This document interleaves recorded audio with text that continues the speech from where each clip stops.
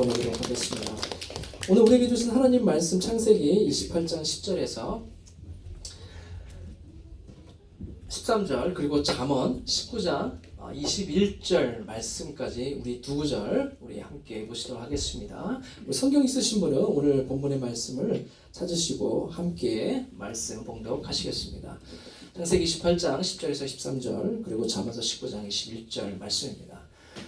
야곱이 브엘세바에서 떠나 하란으로 향하여 가더니 한 곳에 이르러는 해가 진지라 거기서 유숙하려고 그곳에 한 돌을 가져다가 베개로 삼고 거기 누워 자더니 꿈에 본즉 사닥다리가 땅 위에 서 있는데 그 꼭대기가 하늘에 닿았고 또 본즉 하나님의 사자들이 그 위에서 오르락 내리락 하고 또 본즉 여호와께서 그 위에 서서 이르시되 나는 여호와니 너의 조부 아브라함의 하나님이요 이삭의 하나님이라. 내가 누워 있는 땅을 내가 너와 내 자손에게 주리니. 우리 잠언 19장 21절 말씀입니다. 사람의 마음에는 많은 계획이 있어도 오직 여호와의 뜻만이 완전히 서리라. 우리 자리에 앉으시겠습니다. 됐습니다. 오늘 말씀 위해서 함께 기도하시겠습니다.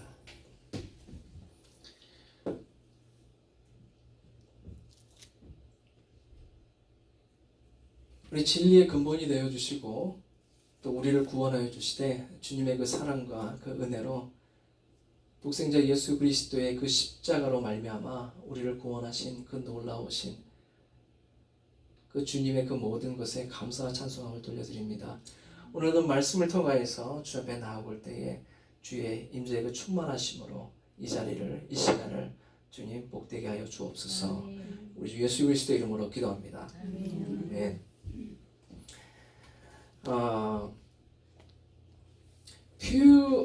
퓨 리서치 센터라는 곳이 있습니다. 대표적인 기독교 그 리서치 설문조사 기관인데요. 거기서 한 그 조사를 했는데 종교적인 예배에 참석하는 이유, 뭐 기독교뿐만이 아니라 타종교를 포함하여서요. 사람들이 왜 종교적인 예배에 참석하는가에 대한 설문조사를 했어요.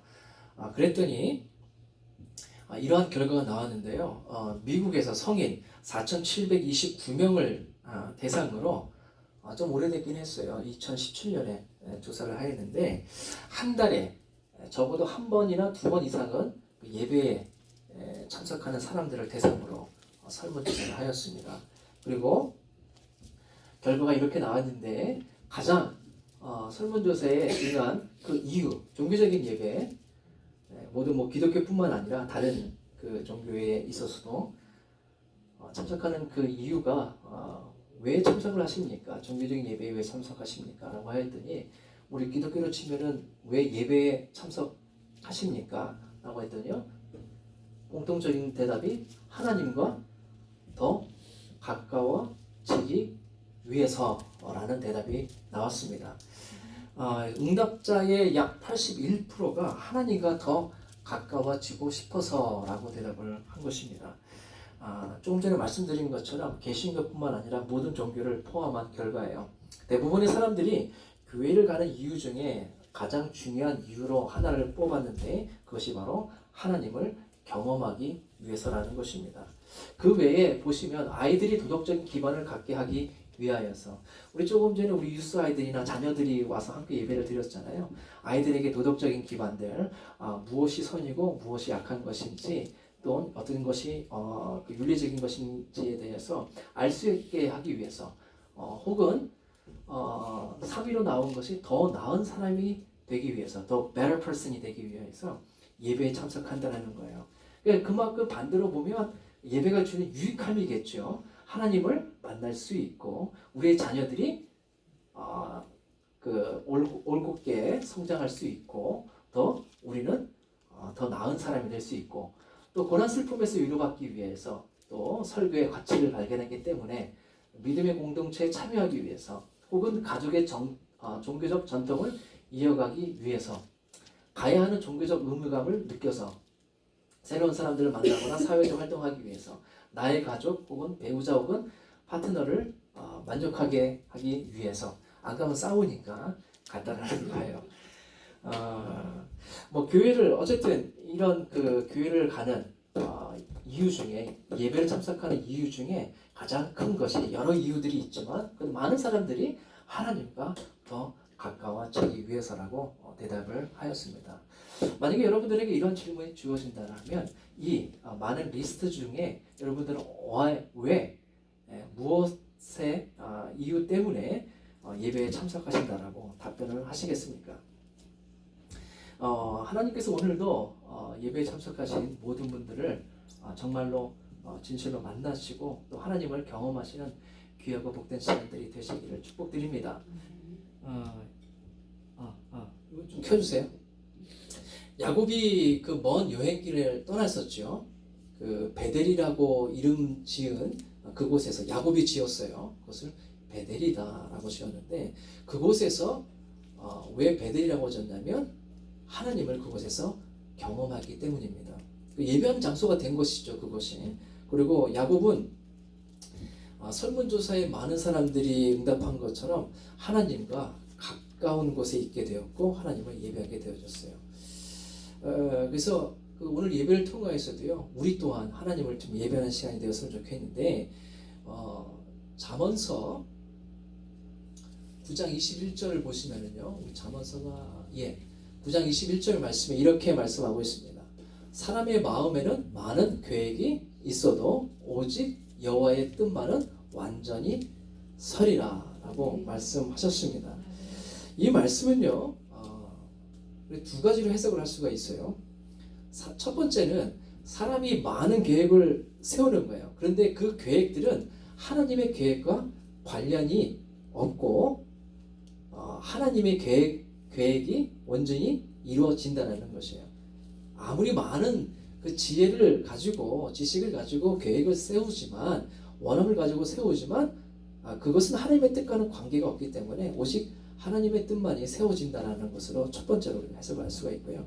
또 한 가지는 뭐냐면 우리가 많은 계획들을 세우는 거예요. 정말 다양한 계획들을 세우는 거예요. 이것도 하고 저것도 하고 어떤 원함을 갖고 강구의 그 마음을 가지고 하지만 그 가운데에서 하나님의 뜻과 일치하는 것, 하나님의 뜻과 통하는 것, 그것만이 이루어진다라고 우리가 해석을 할 수가 있는 것이죠. 뭐 어쨌든 결론은 무엇이냐면 하나님의 뜻이 이루어진다는 것입니다. 첫 번째 이건 간에 두 번째 이건 간에 어쨌든 하나님의 뜻이 세워진다는 것이죠. 오늘 말씀의 창세기를 보시더라도요, 많은 계획들이 세워졌어요. 어떤 계획들이 세워졌습니까? 이삭의 계획들이 있었습니다. 첫 번째로 보면 이삭의 계획이 있었어요. 이삭은 누구입니까?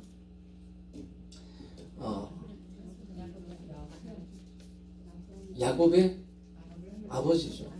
야곱의 아버지죠. 그 이삭에게는 아들이 둘이 있었죠. 에서와 쌍둥이 그 아들들이 있었는데 에서와 야곱이 있었어요. 약 60세에 자녀를 낳았습니다. 쌍둥이를 낳았어요. 겹경사죠. 그런데 야곱은 사냥을 잘하였던 그 에서를 더 사랑하여서 그의 계획은 무엇이었습니까? 모든 장자권을 그에게 주는, 그리고 모든 축복권을 그에게 물려주는 것이었어요. 그러나 그 이삭은 그 동생인 야곱을 에서인 줄 알고 그만 장자권을 야곱에게 그 축복을 하게 되어졌습니다. 그러나 원래 그 이삭의 계획은 그것이 아니었죠. 에서에게 장자권을 주고 축복을 해주는 것이었습니다. 그리고 에서의 계획은 장자로서 이삭에게서 장자권을 물려받을 계획이 있었어요. 그리고 에서를 또 보면 에서의 계획은 그거였어요. 아버지에게서 장자권을 당연히 물려받는 것이었어요. 그래서 사냥을 해서 뭐예요?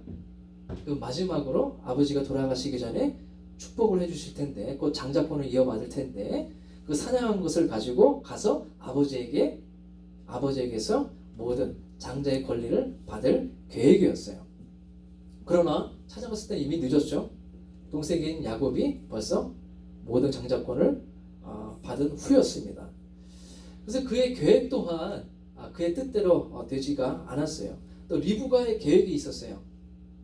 이삭의 아내였던 그 리브가 있죠. 그 리브가의 계획은 무엇이었냐면 에서가 아니라 그는 야곱을 더 사랑하였어요. 그래서 장자의 축복을 받게 하는 것이었습니다. 그래서 어떻게까지 하였습니까?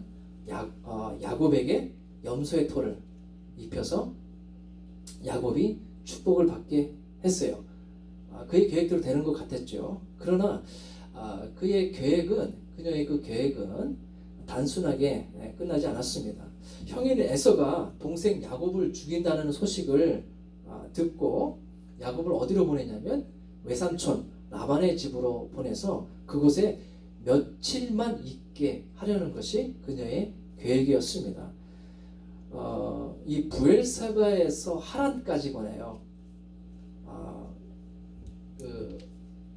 이제 야곱이 가야 할 곳이 무려 이 브엘세바, 야곱이 있던 곳에서 그 하란은 500마일 정도 되는 거리로, 직선거리로만 500마일이에요. 그러니까 길로 찾아간다 하면 600마일이 훨씬 넘는 거리겠죠. 베델까지가 그리고 약 100마일 정도가 된다고 합니다. 그래서 형 에서의 눈을 피하여서 이제 도망을 가기 시작을 했죠.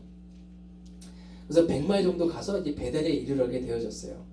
차로 가더라도 한 8시간 이상 걸리는 거리를 그는 걸어서 가야만 했던 것입니다. 그리고 야곱은 며칠만 있게 삼촌 라반의 집에 며칠만 있게 된 것이 아니라 여러분 20년, 혹자는 그래요. 40년 이상을 그곳에 있게 되었다라고. 리브가의 계획은요, 잘 되어가는 듯 했다가 완전히 틀어지게 되었다라는 것이에요. 곁에 그 야곱을 두고 싶었지만 20년 혹은 40년이라는 그 기간을 야곱과 떨어져서 살아야만 했던 것입니다. 그 잠언서의 그 계획처럼 우리가 계획했던 것들이요, 의도치 않은 결과가 나오는 경우가 우리가 실제로 살다 보면 많은 경우가 그런 결과가 나오는 경우가 있어요. 또 우리의 그 삶이 계획대로 되어 간다라고 아마 이 세상에서 자신 있게 말할 수 있는 사람은 그리 많지 않을 것입니다. 이삭은 장자인 에서를 위해서 축복을 해주려는 계획을 갖고 있었죠. 자신은 에서가 아닌 야곱에게 잘못 축복을 주게 될 것이라는 그러한 생각을 꿈에도 하지 못했을 것입니다. 야곱은 축복을 받고 멀리 살던 삼촌의 그 집으로 도망가게 되는 삶을 살게 될 것이라고 그런 계획을 전혀 갖고 있지 않았었어요. 여러분은 어떠한 계획들을 세우셨습니까? 어떠한 소망들을 가지시고 우리의 삶 가운데 인생을 계획하고 계십니까? 어떤 소원을 갖고 삶의 길을 걸어가고 계십니까? 우리가 아무리 이 말은요, 그러나 우리가 아무리 계획을 세워봤자 아무 소용없다라는 그런 무용론이 아니에요. 하나님이 온전히 그분의 뜻을 이루신다라는 것을 말씀드리고 있는 것입니다. 그 중심이 우리의 계획이 아니라 하나님의 계획이라는 것이에요. 이 모든 것 위에 하나님은 그분의 뜻을 행하시고 계셨던 것이죠. 비록 인간은 또 많은 우리 창세기에서 나오는 인물들은 저마다의 그 좋은 계획과 소원을 가지고 계획을 하였지만, 그러나 그 계획에서 그 계획들을 온전히 이루시는 이는 오직 여호와 하나님 한 분이셨다는 것입니다. 이삭과 리브가 그리고 야곱이 자신의 계획이나 뜻대로 되지 않았어요. 그런데 놀랍게도요, 성경에는 그렇게 계획대로 되지 않는, 또 우리도 비슷할 것 같습니다. 왜 우리가 계획했던 인생의 그 계획들은 우리의 뜻대로 되지 않을까요? 성경은 분명하게 말씀하고 계셔요. 이사야 55장 8절 말씀 우리 같이 한번 읽어볼까요? 시작. 이는 내 생각이 너희의 생각과 다르며 내 길은 너희의 길과 다름이니라. 여호와의 말씀이니라. 아멘. 왜 그렇습니까? 우리의 계획이 이루어지지 않는 이유는요, 하나님의 뜻과 대치가 되거나 상반되거나 관계가 없을 때는 이루어질 수가 없다라는 것이에요. 하나님의 생각은 우리의 생각과 많이 다르다라고 말씀을 하고 있습니다. 하늘이 땅과 먼 것처럼, 동이 서에서 서와 또 먼 것처럼 하나님의 그 길은 우리 인간의 길과 사람의 길과 다르기 때문에 하나님의 그 뜻만이 이 땅 가운데서 이루어진다라고 말씀하고 계십니다. 하나님의 계획은 우리의 계획과 다르다라고 분명하게 말씀하고 계셔요. 하나님의 뜻과 만약에 그랬어요. 어떻게 하면 우리의 계획이 이루어질 수 있습니까? 우리 인생에 원하고 바라는 소망들이 이루어질 수 있어요. 우리의 계획이 하나님의 뜻과 일치가 되어진다라면, 하나님의 길과 일치가 되어진다라면 그 뜻은 반드시 이루어지게 될 것입니다. 자신의 뜻이 하나님의 뜻이 되도록, 그래서 어쩌면은요, 우리가 하나님의 뜻을 발견하잖아요. 그럼 어떻게 해야 되겠어요? 우리의 길을 modify, 그죠? 이렇게 조정을 해야겠죠. 볼륨 조절을 하듯이. 우리 일전에 보면은 안테나 있죠. 지금은 이제 뭐 케이블 TV나 인터넷으로 하기 때문에 뭐 그렇게 하는 사람들은 없겠지만, 우리 여러분들 다 어릴 때 그렇게 하셨잖아요. 저도 어릴 때 담당이 뭐였냐면 집에서 안테나 조정 담당이었어요. 제가 동생보다 나이가 많기 때문에 TV 잘 보다가, 그죠? 무슨 홍수환 선수 이렇게 복싱 경기 나오거나 하면 하이라이트잖아요. 근데 잘 나오다가 갑자기 화면이, 지금 세대에 있는 세대들은 무슨 말인지 잘 이해 못할 수도 있을 것 같아요. 잘 보다가 TV가 이렇게 찌그러진 거예요. 말하지 않더라도 벌떡 일어나가지고, 제가 담당이기 때문에 일어나가지고 위에 안테나를 이렇게 조절을 해서 뭐 해야 돼요? 때로는 이렇게 잡고 있어야지 잘 나올 때가 있어요. 그럼 어떻게 해야 되냐면 그 경기가 끝날 때까지 잡고 있어야 돼요. 이게 뭐예요? 하나님의 뜻과 우리의 뜻이 다르면은요, 우리 어떻게 해야 됩니까? 안테나로 그 방향을 맞추듯이 우리의 삶을 미세하게 혹은 확실하게 조정을 해야 한다는 것이에요. 하나님의 뜻에 우리의 뜻을 맞춰 가야 한다는 것입니다. 그럴 때에 사무엘에게 하신 것처럼 그 하는 모든 말들이 땅에 떨어지지 않고 모두 다 이루어지는 것입니다. 왜 그렇습니까? 하나님의 말씀은 진리이시고 능력이시기 때문에, 하나님의 말씀은 변개치 아니하시기 때문에 그 뜻 가운데에 그 자신을 두게 되어지면 하나님의 그 말씀의 능력을 힘입어서 또한 그 말씀의 능력 가운데 있게 되는 것입니다. 우리가 바라고 원하는 계획들은 하나님의 뜻 가운데 함께 이루어지게 되는 것이에요. 중요한 신앙의 믿음의 원리인 것입니다. 지금 야곱은 그러한 믿음의 원리들을 배워가고 있는 것이에요. 그 자신의 삶의 그 계획들을, 자신의 인생의 항로를 어떻게 결정해야 하는가에 대해서 하나님께서 지금 모든 이 아버지나 형제나 이 모든 그 계획들을 통하여서 지금 자신은 배워가고 있는 것이죠. 그래서 하나님은 야곱에게 그를 통해 하고 계신 것이 무엇인가를 말씀해 주셨어요. 왜냐하면 야곱의 계획은 하나님의 계획과 달랐던 것이에요. 하나님은 야곱을 향한 너무도 놀라운 계획을 갖고 계셨어요. 근데 야곱은 그렇지 못했습니다. 왜요? 알지 못했기 때문에 그렇습니다. 자신의 뜻이 하나님의 뜻이 되도록 이제 자신의 뜻을 변경해서 일치하게 하는 것이 중요한 것이죠. 그것이 포인트라는 말이에요. 근데 이 야곱이 그러면 하나님의 뜻을 어떻게 발견했을까요? 하나님의 뜻을 발견할 수 있어야 자신의 항로를, 자신이 걸어가는 길들을 맞출 수 있을 거 아니겠어요? 어떻게 발견하게 됐을까요? 우리 창세기 28장 14절에서 15절 말씀을 보시면은요, 잠깐 먼저 말씀부터 보시겠습니다. 내 자손이 땅에, 하나님께서 베델에서 이 야곱에게 나타나서 하신 말씀이세요. 내 자손이 땅에 티끌같이 되어 내가 서쪽과 동쪽과 북쪽과 남쪽으로 그 사방으로 퍼져나갈지며 형통케 된다는 거죠. 자손들이 형통하게 된다는 것이에요. 땅의 모든 족속이 너와 내 자손으로 말미암아 복을 받으리라. 이 마지막 말씀을 14절의 마지막 말씀을 주의 깊게 보시기 바라겠습니다. 땅의 모든 족속이 너와 내 자손으로 말미암아 단순히 야곱의 족속뿐만 아니라 야곱의 족속을 통하여서 곧 이스라엘이죠. 야곱의 이름이 나중에 이스라엘로 변하죠. 이스라엘을 통하여서 말미암아 모든 족속이 복을 받으리라는 놀라운 말씀을 주시는 거예요. 그전에는 야곱이 이런 하나님의 뜻이 자신에게 있었는가를 알지 못하였고 발견하지 못하였어요. 그런데 그는 이제 형 에서의 눈을 피하여서 저기 한 500마일 정도 이상 떨어진 곳을 향하여서 도망을 가고 있다가 이 베델이라는 곳에서 하나님을 만나게 되어집니다. 그리고 하나님으로부터 아주 중요한 인생의 항로를 결정할 중요한 말씀을 듣게 되어서요. 아주 중요한 하나님의 뜻이 담겨져 있다는 것입니다. 하나님이 야곱을 통해서 큰 민족을 이루시고 왜 이루시는지도 우리가 봐야 돼요. 그와 그의 자손을 통해서 모든 족속이 복을 얻게 될 것이라고 말씀해 주시고 있습니다. 여러분, 복이라는 것은 어떤 복을 말하는 것일까요?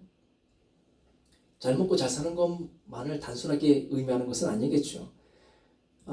이게 보시면은요, 예수님을 의미하는 것을 우리가 금방 알아챌 수가 있어요.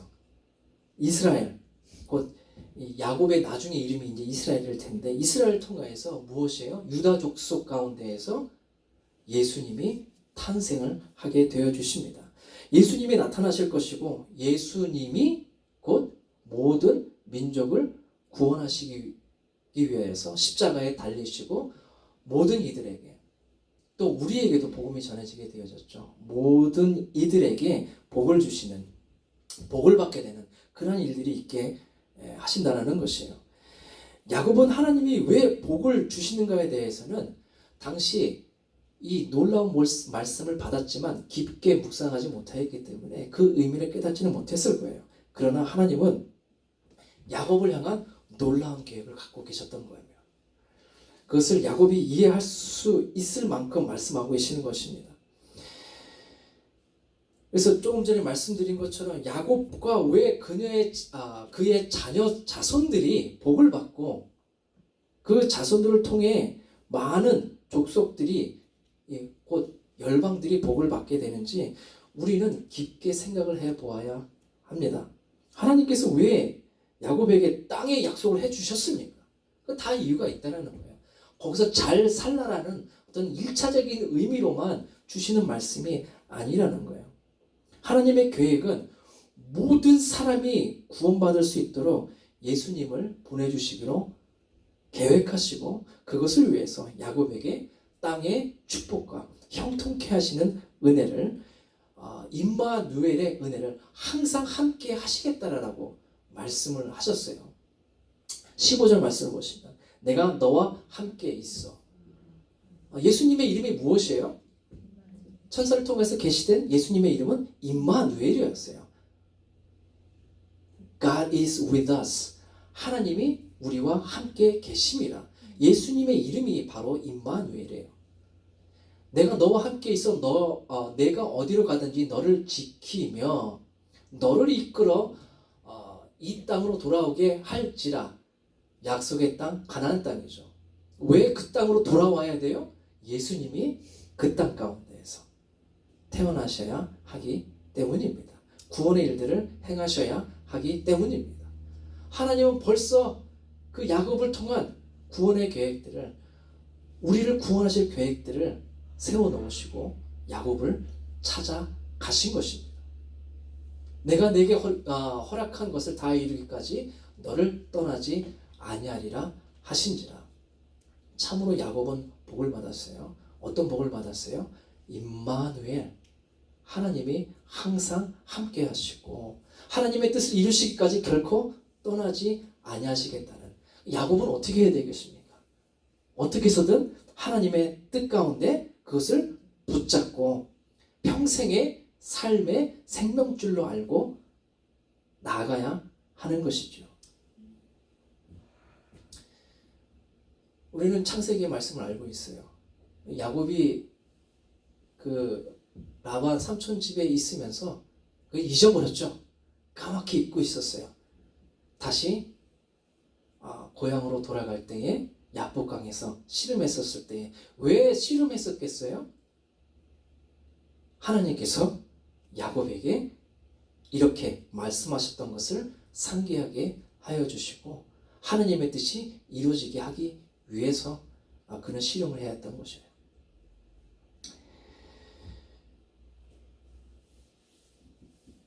그렇습니다. 하나님의 계획은 모든 사람이 구원받을 수 있도록 예수님을 보내시기로 계획하시고 그것을 위해서 야곱에게 땅의 축복과 임마누엘의 은혜를 부어 주시는 거였어요. 야곱과 함께 하시겠다는 임마누엘의 은혜는 예수 그리스도를 이 땅에 보내시고 또 구원하시려는 하나님의 계획이 있었기 때문입니다. 413년에 중세시대 때요. 어거스틴이라는 성인이 있었죠. 그 어거스틴이라는 분이 그 하나님의 도성이라는 책을 썼는데요. 그 책을 썼을 때에는 로마는 기독교 국가였어요. 그런데 그만 이교도의 그 침략을 당하고 말았습니다. 그래서 그 책임을 하나님께 돌린 거예요. 하나님이 계시는데 왜 이 로마가 하나님을 따르는 이 로마가 이렇게 이교도의 침략을 받게 되었는가?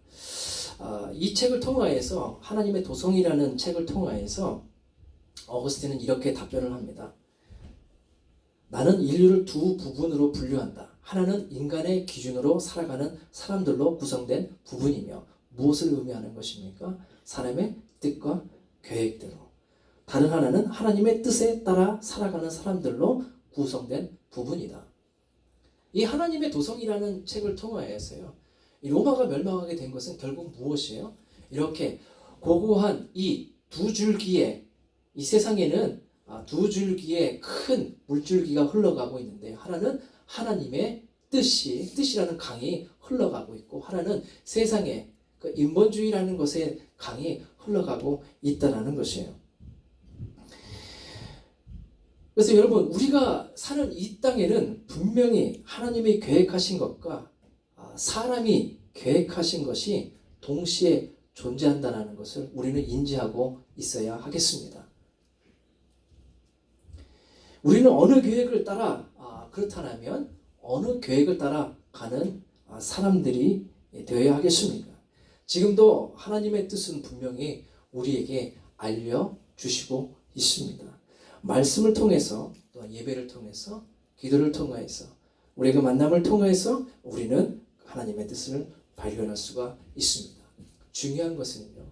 우리가 하나님의 뜻을 발견하고 그 뜻으로 우리의 삶을 조정해야 되는데 하나님을 어떻게 발견하느냐? 먼저 하나님이 찾아오실 때에 이 베델 가운데에서 찾아오신 하나님을 경험한 이 야곱은 그의 삶을 재조정하기 시작했습니다. 하나님이 형통케 해주시는 예수 그리스도의 오실 그날들을 위한 삶으로 바뀌어야 했던 것입니다. 그리고 이 창세기 28장 16절 말씀을 보시면요. 야곱이 잠이 깨어 이르되 이 잠들었을 때 이런 하나님의 놀라운 약속을 주셨단 말이에요. 너는 이제 그런 인생이 아니라 세상에 어떤 그것을 추구하는 삶과 그 인생이 아니라 이제는 하나님께서 너를 통하여서 이루실 그 놀라우신 뜻과 계획들을 발견하고 그 가운데 살아야 한다는 것을 깨닫고 여호와께서 이렇게 고백을 합니다. 여호와께서 과연 여기 계시거늘 거기가 어디예요? 베델이라는 것입니다. 내가 알지 못하였도다 라고 대답을 하고 있습니다. 이곳이 하나님이 계신 곳이었는데 하나님이 임재하시는 곳이었는데 내가 알지 못하였구나 라고 말하고 있어요. 16절에 야곱은 이제 인간의 기준으로 세상을 바라보고 있다가 그 땅이 보니까 세상의 눈으로 보니까 허허벌판이고 낭망이고 절망이고 그랬지 않았겠어요. 얼른 자신은 도망을 가야지 살 수 있을 텐데 그런 기준으로 세상을 바라보고 있다가 하나님의 계획을 깨닫고 이렇게 이야기를 하죠. 여기 여호와께서 여기 계시거늘 내가 알지 못하였다. 여기 계시거늘 누가 여기 계세요? 하나님께서 여호와께서 여기 계시거늘 내가 알지 못하였다 라고 고백을 하고 있습니다. 그리고 18절에는 18절 말씀해 보시면 그가 베개했던 돌을 가지고 무엇을 하였습니까? 이제 하나님의 뜻이 있었구나. 하나님을 만난 그 경험을 하게 된 이 야곱의 첫 번째 반응은 무엇이었냐면 18절 말씀을 보시면은요. 그가 베개하였던 돌을 가져다가 기름을 붓고 무엇을 하였습니까? 제사를 드렸다고 하고 있는데요. 지금으로 치면 하나님 앞에 예배를 했다는 것이에요. 하나님을 만난 사람들의 큰 특징 중에 하나는 무엇입니까? 하나님을 예배할 수밖에 없다는 것이에요. 하나님을 발견하고 하나님께 그 뜻을 돌이키고 조정을 하고 뜻을 정한 인생으로 가기로 한 사람들에게 나타나는 특징 중에 하나는 무엇이냐면 바로 하나님께 즉각적인 예배를 드린다는 것입니다. 왜 그렇게 됐을까요? 그 전에는요, 야곱이 하나님께 기름을 붓고 곧 지금 한 것처럼 제사, 예배를 드렸다는 그 대목이 없어요. 처음으로 이렇게 야곱이 오늘 이 본문의 말씀을 보면 야곱이 처음으로 하나님께 예배를 드리는 장면이 나옵니다. 왜 그랬어요? 하나님을 경험하고 그 자신의 삶이 하나님의 뜻이 자신을 향한 하나님의 뜻이 무엇인가를 알고 발견하게 되었을 때 그는 하나님 앞에 예배를 드리게 되었다는 것입니다. 큰 특징 중에 하나예요. 근데 어떻게 이렇게 예배를 왜 드리려는 본능적으로 안 거죠. 그죠? 그 자신이 스스로 하나님 앞에 예배하였다는 부분도 찾아볼 수가 없는데 이 부분에서 하나님을 만나고 나서 그는 하나님께 스스로 자발적으로 예배를 드렸다고 하고 있어요. 우리 그 니고데모라고 아시죠? 예수님께서 이제 유월절을 지내시기로 하시고 공생애 때 내려오셨을 때에 니고데모가 한밤중에 예수님을 찾아왔어요. 그리고 예수님께서 니고데모에게 처음으로 이런 말씀을 하세요. 중생이라는 거듭남에 대해서 reborn, born again 이라는 말씀을 해주십니다. 거듭난 자가 하나님 나라를 볼 수 있다라고 말씀하고 있습니다. 야곱은 어떻게 된 건가요? 그렇다면 그는 하나님 나라를 보았죠. 천사가 오르락내리락 하고 하나님의 음성을 들었어요. 그것이 곧 하나님의 집이라고 하면서 그 이름도 벳엘, 하나님의 집이라고 지었어요. 이 말은 야곱이 하나님을 예배하고 또 그가 중생하게 되었다는 것을 또한 말씀하기도 합니다. 우리 요한복음 3장 3절 말씀을 보면 이렇게 말씀하셔요. 예수님께서 대답하여 이르시되 진실로 진실로 내게 이르노니 사람이 거듭나지 아니하면 하나님의 나라를 볼 수 없다라고 하고 있습니다. 하나님께서 야곱에게 먼저 찾아가시고 그에게 은혜 주시고 하나님의 뜻이 무엇인지 분별할 수 있도록 하나님께서는 그에게 하나님의 뜻을 말씀해 주셨어요. 곧 그는 이제 중생을 경험하게 되어지고 뭐하게 되었어요? 하나님의 나라를 본 그는 하나님을 예배하게 되었다는 것이에요. 야곱은 중생을 경험한 것이죠. 어떻게 해요? 하나님이 찾아주셨고 그에게 말씀하시고 그는 듣고 또한 하나님을 향한 그 뜻을 그가 정했기 때문입니다. 하나님 나라를 경험한 것이죠. 하나님은 야곱에게 먼저 찾아오시고 이게 중요한 것이에요. 우리가 어떻게 거듭날 수 있어요? 우리의 삶이 어떻게 새로워질 수 있어요? 하나님의 은혜 아니고서는 결코 이것이 일어날 수가 없다라는 것입니다. 우리가 어떻게 예수 그리스도를 나의 구주로 믿게 되었습니까? 내가 모든 죄에서 사망해서 생명으로 나의 모든 죄가 용서함을 받았다는 것을 어떻게 확신할 수 있겠어요? 그것이 하나님께서 우리에게 찾아오시고 말씀하여 주시고 우리가 만나 주실 때에 우리의 삶이 중상하게 됨으로 말미암아 그 모든 것이 가능하게 되었다는 것입니다. 하나님이 계획하신 것이죠. 우리가 거듭남을 계획해서 할 수 있는 것이 결코 아니에요. 나 거듭나야지, 나 새로워야지 한다고 해서 결코 하나님 앞에 우리의 영혼이 새롭게 될 수가 없다라는 것입니다. 하나님께서 먼저 찾아오셔야, 베델의 그 은혜처럼 하나님께서 찾아오셔야 우리를 향하신 하나님의 그 놀라우신 은혜와 사랑이 먼저 우리에게 임해야 그 모든 것이 가능하다는 것입니다. 여러분, 하나님을 찬양하시기 바라겠습니다. 하나님을 예배하시기 바라겠습니다. 우리가 어떻게 중생을 하게 되었습니까? 우리의 삶이 어떻게 거듭나게 되어졌어요? 예수 그리스도가 나의 삶의 중심이십니다. 그분이 나의 생명의 주님이십니다 라고 어떻게 고백을 할 수 있게 되어졌어요? 먼저 하나님이 우리에게 은혜 주셨기 때문에, 주님께서 우리를 거듭나게 해주셨기 때문에 우리의 모든 죄와 사망의 법에서 우리가 거듭나게 될 수 있었기 때문입니다.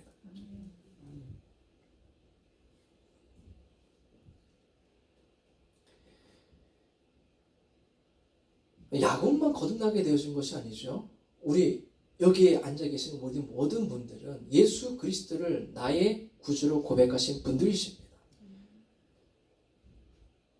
나의 죄가 예수 그리스도의 십자가의 보혈로 말미암아 깨끗하게 되어졌다는 것을 우리 모두는 믿습니다.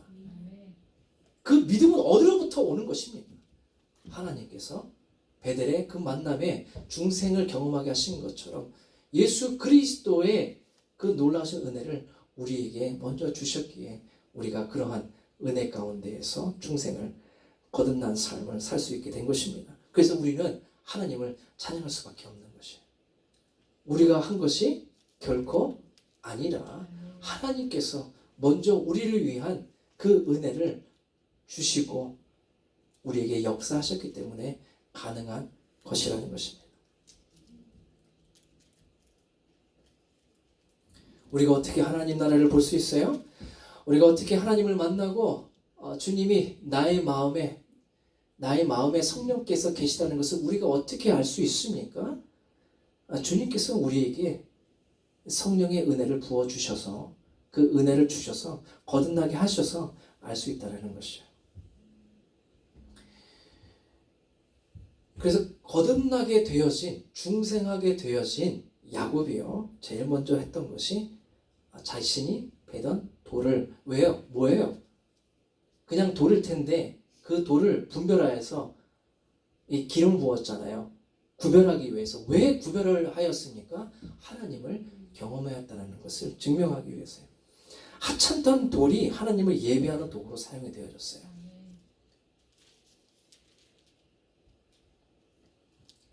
그리고 하란으로 향하던 베델은 그냥 원래 자신은 형 에서의 칼날을 피하여서 이 하란으로 가고 있었잖아요.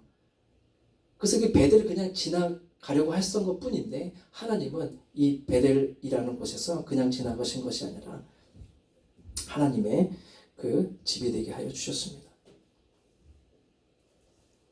아브라함이 그러했듯이 야곱 또한 하나님을 경험하고 그는 지금 하나님께 예배를 드리고 있어요. 거듭난 영혼으로 하나님 앞에 예배를 드리고 있습니다. 중생, 그죠? 거듭난 자의 특징은 야곱처럼 하나님께 예배하는 자들이에요. 로마서 12장 1절 말씀에 그러므로 형제들아 내가 하나님의 모든 자비하심으로 너희를 권하노니 너희 몸을 하나님이 기뻐하시는 거룩한 산 제물로 제사로 드리라. 이는 너희가 드릴 영적 예배니라 라고 말씀하고 있습니다. 근데 여러분, 이제 야곱이 그 다음부터는 하나님을 예배하기 위해서 계속 예배할 때마다 베델로 가야 될까요? 그럴 필요가 없어요. 오늘 로마서 12장 1절 말씀에 의하면 우리 몸을 하나님이 기뻐하시는 거룩한 산 제사로 드리래요. 야곱은 처음에 그 돌 베개에다가 기름을 붓고 그곳을 하나님을 만났던 중생을 체험했던 장소로서 구별을 하였지만, 이제 예수 그리스도로 말미암아 영생을 얻게 되는 우리에게는 무엇이에요? 주님은 야곱의 삶을 오늘 말씀을 통해서 보면 무엇이에요? 하나님은 이 돌베개 기름을 부어서 구별한 그것을 받으려고 하시는 것이 아니라 무엇이에요? 야곱의 마음을 받으려고 하는 것이 하나님의 뜻이셨습니다. 주님은 여호와 하나님은 야곱의 삶을 받기를 원하셨어요. 야곱은 그의 삶을 하나님께 드려야만 했습니다. 그것이 진정 하나님이 받으시는 예배이기 때문입니다. 너희 몸을 하나님이 기뻐하시는 거룩한 산 제물로 드리라고 말씀하고 있어요. 이것이 거듭난 자의 영생을 받은 자의 예배이기 때문에 그렇습니다. 여러분, 우리는 어떠한 예배를 드리고 있습니까? 우리 알맹이가 빠진 혹시 껍데기를 드리고 있지는 않은지요? 진정한 것은 무엇이에요? 우리의 삶의 예배를 주님 앞에 드리는 것입니다. 여러분, 야곱은 어떻게 믿음의 사람이 될 수 있었습니까? 먼저는 하나님이 야곱에게 찾아오셨어요. 그리고 두 번째로는 하나님을 그가 이제 경험을 하게 되어지고 거듭난 사람이 되게 되었습니다. 할렐루야. 야곱이 한 것이 없어요. 전적인 하나님의 은혜이시라는 것입니다. 그리고 세 번째로 야곱이 예배자의 삶을 살게 되어졌습니다. 첫 번째로 그가 했던 행동이 바로 하나님 앞에 예배하는 것이었어요. 저는 우리에게 하나님은 지금도 이 자리에 찾아와 주시고, 그렇기 때문에 우리가 이렇게 말할 수 있겠죠. 예배는요, 공간적인 것이 아니죠.